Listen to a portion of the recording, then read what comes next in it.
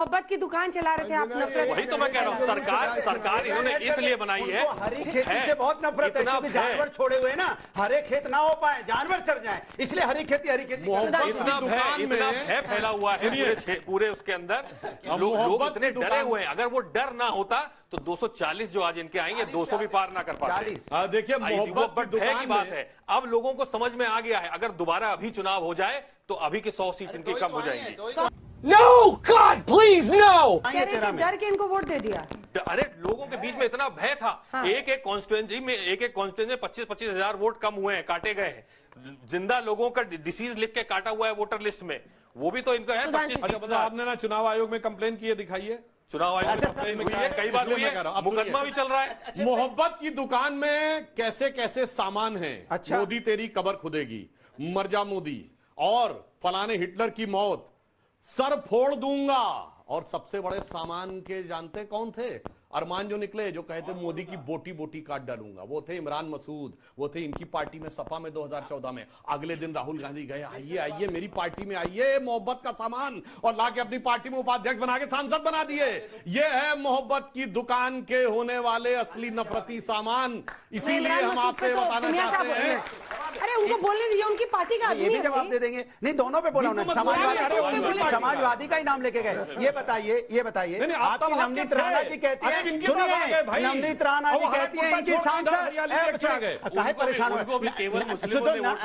सुनो, नवनीत राणा जी कहती हैं 15 सेकंड हमें पुलिस दे दो, मैं दिमाग ठीक कर दूंगा। किसका दिमाग ठीक कर देंगी वो? ये नफरत ही बोल रही है। आपका सुधान वहां पे बैठा शुभेंदु अधिकारी क्या कहता है? यहाँ पे प्रधानमंत्री जी कह रहे हैं सबका साथ सबका विकास, वो कह रहा है नहीं, सबका साथ सबका विकास नहीं। ये चिल्ला के किसको सुना चाहता है? देश के अंदर में नफरत की राजनीति करोगे आप, और यहाँ बैठ के आप यहाँ मोहब्बत और ये वो कहानी, हरा खेती पीली खेती, ये किसको सिखाना चाहते हो आप? आप कम से कम जनता की बात करो। हमेशा नफरत नफरत नफरत, इसीलिए कहते हैं आप नफरत की दुकान खोले बैठे हो। बोल दूं, आपने कुछ मत बोलिए। है तो बंगाल का मंत्री है बंगाल का मंत्री, जिसने कहा जो मुसलमान नहीं है वो भागे। हमारे कार्रवाई क्यों नहीं करते आप? क्यों नहीं कार्रवाई करते आप? मंत्री खाली राजनीति करोगे, कार्रवाई करना नहीं आता है। कमाल की बात करेंगे आप। कार्रवाई नहीं करना है किसी के ऊपर। मैं कुछ बोल दूंगा तो एफआईआर कर देते हो आप। हमारे मुंह से एक शब्द निकलता है एफआईआर करके मुझे दौड़ाने लगते हैं। वो कुछ बोलते रहेंगे, कार्रवाई नहीं करेंगे। क्यों? क्योंकि आपको आपकी सरकार में मंत्री है, बाकी बोल रहे हैं। आवाज उठाइए। नहीं मत छोड़िए, नहीं मत पड़ती। दोनों लोगों से कहूंगा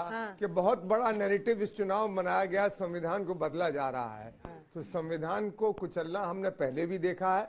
जब आपातकाल लगा तो आपातकाल के दौरान उस समय, इस समय कहा गया कि 140 एमपी बाहर रख दिए गए और तमाम तरह के कानून पास। उस समय भी बहुत सारे लोगों को जेल में डाल दिया गया, सारे जेल में। संविधान के अंदर मंत्री जी बताएंगे, मंत्री जी संविधान सुरक्षित है दोनों तरफ।